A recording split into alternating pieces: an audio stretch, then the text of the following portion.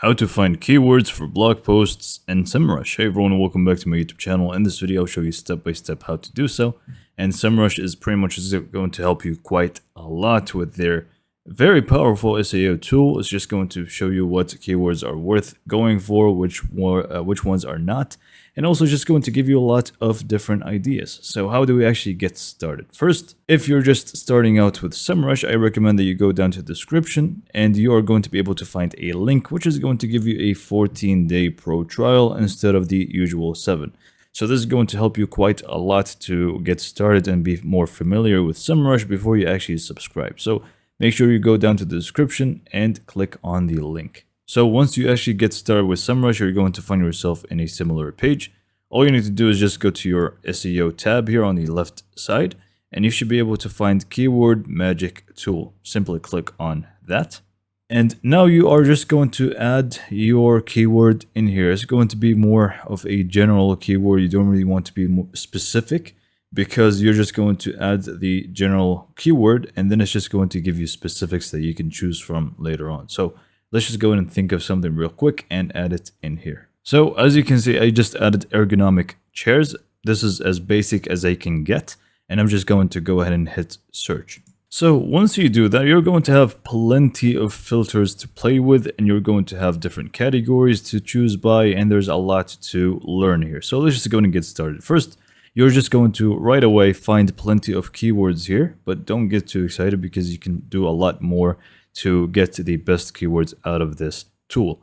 So the first thing is we are going to be more focused on the volume and also the KD. So this is going to be the keyword difficulty and obviously the volume.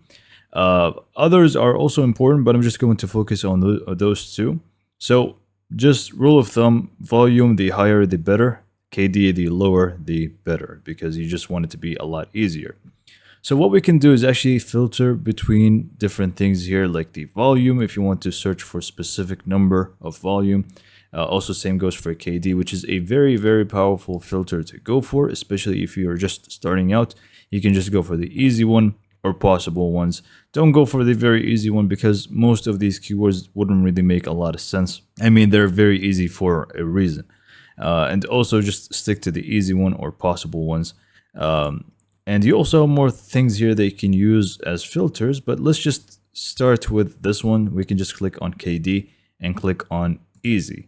And as you can see, we have now a lot of more keywords with lower KD, and we have some that actually does have, quite a large volume, meaning a lot of people still search for it even though it is an easy keyword.